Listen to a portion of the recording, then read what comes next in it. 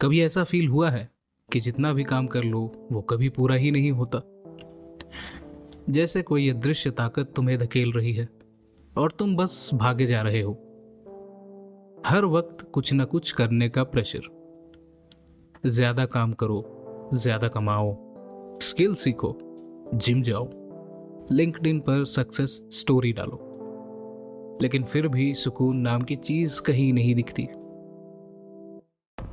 ये सब burnout society का हिस्सा है। ब्यूंग चुल हान के मुताबिक हम आज थक कर चूर हो रहे हैं, लेकिन हमें धक्का मारने वाला कोई नहीं है। हम खुद ही अपने आप को धक्का दे रहे हैं। अब जरा इस इंसान से मिलिए। ये है ब्यूंग चुल हान। साउथ कोरिया में जन्मे, लेकिन जर्मनी में जा बसे। ये वही इंसान है जिन्होंने इस पूरी भाग दौड़ की सच्चाई खोली है। इनका कहना है कि अब हमें कोई राजा, कोई सरकार, कोई बॉस कंट्रोल नहीं कर रहा। अब हम खुद अपने बॉस बन चुके हैं और खुद को ही नोच रहे हैं।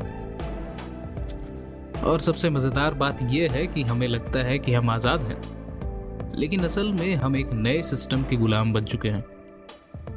अब जंजीरें नहीं हैं, बल्कि उनकी जगह ले ली है हसल कल्चर, मोटिवेशनल स्पीचेस और हर वक्त प्रोडक्टिव रहने के दबाव ने।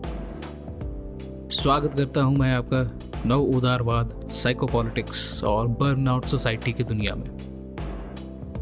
आज के इस वीडियो में हम समझेंगे कि आज की दुनिया में असली ताकत कैसे चलती है, हम सब इतने थके हुए क्यों हैं और इस अदृश्य जाल से बाहर कैसे निकला जाए। क्या इसका कोई तरीका है या नहीं? तो वीडियो शुरू करने से पहले मैं आपसे दरख्वास्त करना चाहूंगा कि आप हमारे चैनल को सब्सक्राइब करें और वीडियो को लाइक करें। तो आइए शुरू करते हैं। आपने भी सुना होगा, आज का जमाना आजादी का है।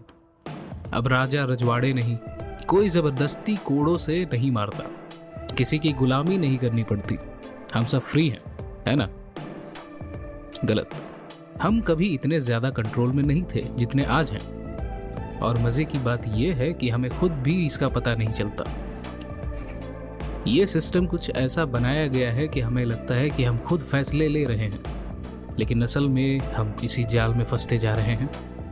और इस तरह के कल्चर को नव उदारवाद या नियो लिबरलिज्म कहते हैं। क्या है नव उदारवाद? उदाहरण के तौर पर अगर देखें तो पहले क्या होता था? राजा थे, तानाशाह थे, अंग्रेज आए और गुलामी करवाई। लेकिन अब जमाना बदल चुका है। आज सरकारें कहती हैं हम कुछ नहीं करेंगे, बाजार ही खुद संभाल लेगा सब कुछ। सुनने में यह बात तो बहुत मजेदार लगती है, कूल भी लगती होगी, लेकिन असल में नव उदारवाद ने एक बड़ा खेल खेला है। पहले सरकारें फैसला लेती थी, अब बड़ी बड़ी कंपनियां और पैसे वाले लोग गेम चला रहे हैं। और इनका सीधा फंडा है, तुम्हें ऐसा फील कराओ कि हर चीज तुम्हारी खुद की चॉइस है। और ब्यूंग चुल हान का मानना है कि ये खुद की चॉइस एक नया जाल है। मान लीजिए कोई इंसान 24 घंटे काम कर रहा है, रात भर प्रोजेक्ट बना रहा है और कहता है ये मेरा पैशन है, मुझे कोई फोर्स नहीं कर रहा। सच में? या फिर ये सिस्टम इतना होशियार हो चुका है कि अब आपको खुद से ही खुद को दबाने की आदत पड़ गई है। ब्यूंग चुल हान का कहना है कि पहले लोगों को कंट्रोल करने के लिए डर और सजा का इस्तेमाल किया जाता था, फियर एंड पनिशमेंट। लेकिन आजकल सिस्टम हमें कंट्रोल करने के लिए आज़ादी का लालच देता है। मतलब पहले लोग जबरदस्ती गुलाम बनाए जाते थे, आज लोग अपनी मर्जी से गुलाम हैं। तो ये ताकत का खेल कैसे बदला? पहले ताकत का मतलब था कि राजा तुम्हें आदेश देगा, सजा देगा, लेकिन अब ताकत दिखती ही नहीं। अब कोई आपको सीधा ऑर्डर नहीं देता। अब सिस्टम आपको बहकाता है, कहता है कि तुम अपना बिजनेस खोल सकते हो, तुम अपनी मर्जी से ओवर टाइम कर सकते हो, तुम जब चाहो जॉब बदल सकते हो। सच में? या फिर ये सब बस नए तरीके हैं आपको दौड़ में उलझाए रखने के? इसका सबसे तगड़ा उदाहरण है हसल कल्चर, जहां लोग सोचते हैं जितना ज़्यादा काम करेंगे उतना ज़्यादा सक्सेस मिलेगी, लेकिन असल में जितना ज़्यादा काम करेंगे उतना ही ज़्यादा सिस्टम आपके खून को चूसता रहेगा। ब्यूंग चुल हान कहते हैं कि अब सिस्टम हमें काम करने के लिए मजबूर नहीं करता, बल्कि हमें खुद से ही काम करने के लिए मोटिवेट करता है, और यही असली गुलामी है। दूसरी बात है साइकोपॉलिटिक्स। सोचिए, अगर आप 200 साल पहले होते तो आपको कंट्रोल करने के लिए राजा के आदमी आते, आपको हंटर मारते और आपसे जबरदस्ती काम कराया जाता। शायद 100 साल पहले होते तो बॉस आपके सिर पर खड़ा होता और हुक्म देता, ज्यादा तेजी से काम करो। लेकिन आज आपको कोई जबरदस्ती नहीं करता, आपका खुद ही काम करने का मन करता है।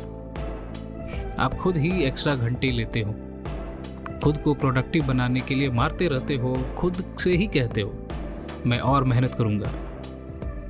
लेकिन क्यों? किसने आपको आदेश दिया ऐसा करने को? किसी ने नहीं, आपने खुद को आदेश दिया ऐसा करने के लिए। और यही है साइकोपॉलिटिक्स, दिमाग से कंट्रोल करने की कला। पहले बॉडी को कंट्रोल करते थे, अब माइंड को कंट्रोल करते हैं। ब्यूंग चुल हान बताते हैं कि पहले ताकत का मतलब था आपके शरीर पर कंट्रोल, मतलब कोई राजा या बॉस आपको आदेश देगा और फिर आप मजबूरी में काम करते थे। लेकिन अब ताकत आपके दिमाग को कंट्रोल करती है। अब किसी को जबरदस्ती करने की जरूरत नहीं है, क्योंकि आप खुद ही दौड़ रहे हो। आपको लगेगा कि ये सब अपने भले के लिए कर रहे हैं, लेकिन असल में आप एक अनदेखे सिस्टम के हाथों में खेल रहे हैं, जिसने आपकी ही इच्छाओं को अपना हथियार बना रखा है। सोशल मीडिया इस साइकोपॉलिटिक्स का सबसे बड़ा हथियार है। आप सोचते हैं कि आप फ्री टाइम में इंस्टाग्राम स्क्रॉल कर रहे हैं, लेकिन असल में ये सिस्टम आपके दिमाग को ही प्रोग्राम कर रहा है। आप 1 सेकंड के लिए रिलैक्स करने के लिए आते हो, लेकिन यहाँ आकर आपको ऐसा लगता है कि आपको और मेहनत करनी चाहिए। दूसरों की लाइफ देखकर लगता है यार मैं पीछे रह गया।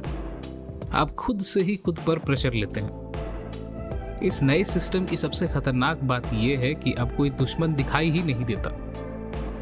पहले कोई ना कोई होता था, मैं कह ही रहा हूँ, राजा, बॉस, तानाशाह, कोई भी, जिस पर हम इल्जाम लगा सकते थे। लेकिन अब हम अपने दुश्मन खुद ही बन गए हैं, क्योंकि जब हम थक जाते हैं तो हम सरकार को ब्लेम नहीं करते, बॉस को नहीं कोसते, हम खुद को कोसते हैं। मैं मेहनत नहीं कर रहा इसलिए मैं फेल हो रहा हूँ, मुझे और स्मार्ट बनना चाहिए, शायद मुझ में ही कमी है।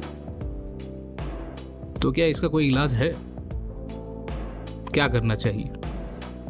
अगर हर चीज हमें खुद को ही शोषण करने के लिए उकसा रही हो तो इससे बचने का कोई तरीका है या नहीं? ब्यूंग चुल हान कहते हैं कि इस जाल से बचने के लिए सबसे पहला कदम है आराम करना सीखो भाई। आज हर चीज हमें प्रोडक्टिविटी सिखाती है, ये करो, ऐसा मत करो, पैसे कमाओ, इधर उधर अपना समय बर्बाद मत करो। लेकिन कोई ये नहीं बताता कि आराम कैसे किया जाए, कैसे जिंदगी जी जाए। इस सिस्टम से बाहर निकलने का तरीका ये नहीं है कि और मेहनत करो और तेज भागो। इसका तरीका है रुकना, सोचना और समझना कि असली खुशी क्या है। क्या आपको कभी ऐसा लगता है कि आप जितना भी काम कर ले वो कभी पूरा नहीं होता, जैसे कोई अनदेखा प्रेशर हर वक्त आपको धक्का दे रहा हो, और जब आप आराम करने की सोचते हैं तो आपको गिल्ट फील होती है? अगर हाँ तो बधाई हो, आप भी बर्नआउट सोसाइटी के सर्टिफाइड मेंबर बन चुके हैं। ब्यूंग चुल हान बताते हैं कि हमारी दुनिया अब एक नई स्टेज में आ चुकी है, जहां लोग किसी बाहरी ताकत से नहीं बल्कि खुद से ही लड़ झगड़ कर खुद को जला रहे हैं। और इसे कहते हैं बर्नआउट सोसाइटी, जहां लोग रुक नहीं सकते, आराम नहीं कर सकते और हमेशा खुद को प्रोडक्टिव बनाने में लगे रहते हैं। काम करने की लोगों को एक नई बीमारी सी लग गई है। पहले काम एक जरूरत थी ताकि पेट भरा रहे, घर चल सके, लेकिन आज काम हमारी पहचान बन चुका है। पहले लोग पूछते थे कि तुम कौन हो, कहां से आते हो, लेकिन अब पूछते हैं तुम क्या करते हो। अगर कोई कह दे कि मैं बस जी रहा हूं, एंजॉय कर रहा हूं, तो उसे लोग आलसी समझते हैं, निकम्मा बोलते हैं।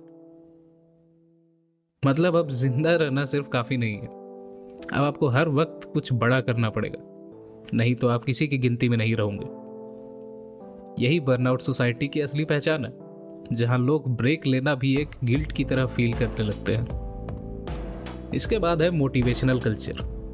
ब्यूंग चुल हान कहते हैं कि पहले लोगों को कहा जाता था तुम्हें ये करना पड़ेगा, लेकिन अब नए जमाने का मैसेज है तुम सब कुछ कर सकते हो। सुनने में तो बहुत पॉजिटिव लगता होगा, लेकिन असल में ये एक नया जाल है।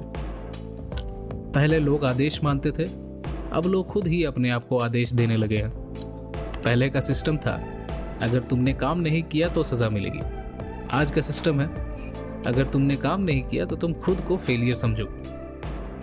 यही कारण है कि अब लोग बेमतलब खुद को परेशान कर रहे हैं। कोई जबरदस्ती नहीं कर रहा, लेकिन फिर भी सब पागलों की तरह दौड़ रहे हैं। अब यही है बर्नआउट कल्चर, साइकोपॉलिटिक्स का असली कमाल। अब आपको हंटर खाने की जरूरत नहीं है, अब आप खुद ही अपने आप को हंटर मार रहे हैं। यहां तक कि पैशन भी अब एक बिजनेस बन चुका है। पहले लोग काम से ब्रेक लेते थे, अब लोग ब्रेक लेकर भी काम करते हैं। आपने देखा ही होगा, लोगों ने लंच ब्रेक लिया, उसके बाद फिर जहां पर वो खा रहे हैं वहीं पर उनका लैपटॉप खुला है, काम कर रहे हैं। सोचिए, आप गिटार बजाना पसंद करते हैं तो लोग कहते हैं भाई इससे पैसे क्यों नहीं कमा रहे।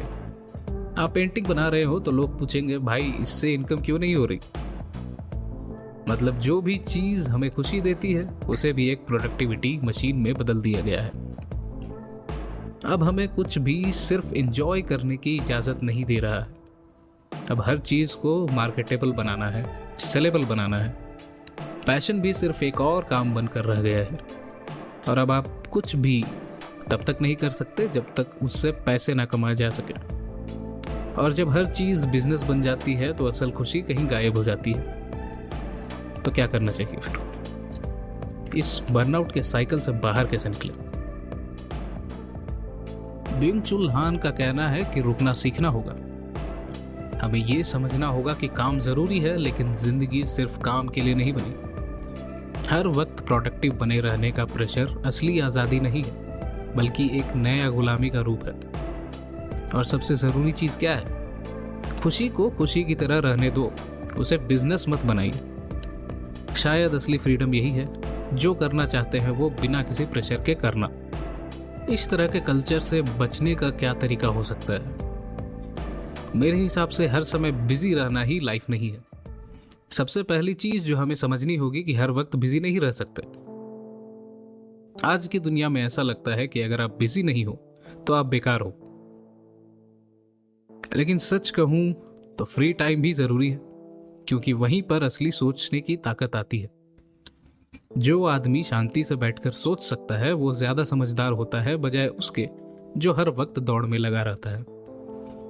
अगर हम हमेशा बिजी ही रहेंगे तो सोचने का टाइम कब मिलेगा, एंजॉय करने का टाइम कब मिलेगा। इसलिए पहला स्टेप ये होगा कि खुद को थोड़ा खाली वक्त दें और सोचें। दूसरा स्टेप होगा ना कहना सीखना। आजकल बहुत बड़ा झूठ बेचा जा रहा है कि हर मौके को पकड़ो, लेकिन आप 4 नावों पर 2 पैर रखकर नहीं चल सकते। सीधी सी बात है, बॉलीवुड की फिल्म तो है नहीं। लेकिन क्या सच में हर मौके को पकड़ना जरूरी है? क्या सच में हमें हर नई चीज को ट्राई करनी चाहिए? क्या हमें हर ऑफर, हर चैलेंज को एक्सेप्ट करना चाहिए? सच तो ये है कि कोई जरूरत नहीं है इसकी। हर चीज को हाँ कहना ही हमें थका रहा है।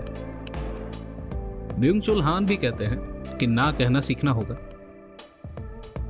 तीसरी बात है कि हर चीज से पैसा कमाने की जरूरत नहीं है, पैशन को पैशन ही रहने दो। हमारे समाज में ये सिखाया जाता है कि हर चीज से पैसे बनाओ। गिटार बजाना पसंद है, पैसे कमाओ। लिखना पसंद है, पैसे कमाओ। वीडियो एडिटिंग करना पसंद है, पैसे कमाओ। कुछ भी करना है, बस पैसे कमाते रहो।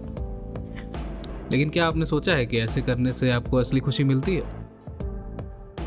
जब कोई चीज आपके लिए सिर्फ एक एंजॉयमेंट होती है तब वो आपको सुकून देती है, लेकिन जब उसे एक प्रोडक्टिविटी मशीन बना दिया जाता है तो वो एक प्रेशर बन जाती है। इसलिए जरूरी है कि कुछ चीजों को सिर्फ खुशी के लिए किया जाए, बिना ये सोचे कि इससे कोई फायदा होगा या नहीं होगा। चौथी चीज है डिजिटल डिटॉक्स। फोन से थोड़ी दूरी बनाएं। क्या कहूँ, हर इंसान की कड़वी सच्चाई है कि हमारा फ़ोन हमें सबसे ज़्यादा थका रहा है। हर दिन सुबह उठते ही हम सबसे पहले क्या करते हैं? फ़ोन चेक करते हैं, सोशल मीडिया देखते हैं, ईमेल पढ़ते हैं और दिन की शुरुआत ही टेंशन से होती है। अगर हम वाकई इस बर्नआउट से निकलना चाहते हैं तो हमें थोड़ा डिजिटल डिटॉक्स करना होगा। मतलब फ़ोन से थोड़ी दूरी बनानी होगी, कुछ घंटे बिना स्क्रीन के रहना होगा, बाहर निकलना होगा, असली दुनिया को देखना होगा, पार्क में घूमना होगा, बच्चों से के साथ खेलना होगा, ये सभी चीज़ें। और अंतिम बात, मैं ये तीसरी बार कह रहा हूँ, रुकना सीखना। आज की दुनिया हमें सिखा रही है कि जो सबसे तेज भागेगा वही जीतेगा। लेकिन क्या आपने कभी सोचा है कि अगर भागने से ही जिंदगी बन गई तो जीतने का क्या मतलब होगा? हम हमेशा फ्यूचर के बारे में सोचते रहते हैं। जब मैं अमीर बन जाऊंगा तब खुश रहूंगा, जब मैं ये टारगेट पूरा कर लूंगा तब रिलैक्स करूंगा। इसके बाद हम अपनी जिंदगी को इसी भ्रम में जीते रहते हैं। 50 साल के हो जाते हैं, पहुंच भी जाते हैं जहां पहुंचना है, और एक सुबह उठते हैं और कहते हैं, ओह, मैं तो बन चुका हूं जो मुझे बनना था। लेकिन अंदर से खाली होते हैं, कुछ भी नहीं मिलता। ब्यूंग चुल हान हमें याद दिलाते हैं कि असली खुशी हमेशा अगले टारगेट में नहीं होती, असली खुशी आज में होती है। इसलिए ज़रूरी है कि हम खुद से पूछें, मैं किसके लिए इतनी मेहनत कर रहा हूँ? क्योंकि अगर ज़िंदगी सिर्फ काम करने, पैसे कमाने और खुद को धक्का देने के लिए हो रही होती तो शायद हमने असली पॉइंट मिस कर दिया हो। सिस्टम हमें बताता है कि हमें हर वक्त बिजी रहना चाहिए, मेहनत करनी चाहिए, हमेशा आगे बढ़ना चाहिए। लेकिन शायद असली आज़ादी ये है कि हम खुद तय करें कि हमें क्या करना है और क्या नहीं। तो मैं इस वीडियो को अंत करना चाहूँगा और आपसे एक सवाल के साथ मैं इसे अंत करूँगा। क्या आप सच में आज़ाद हैं?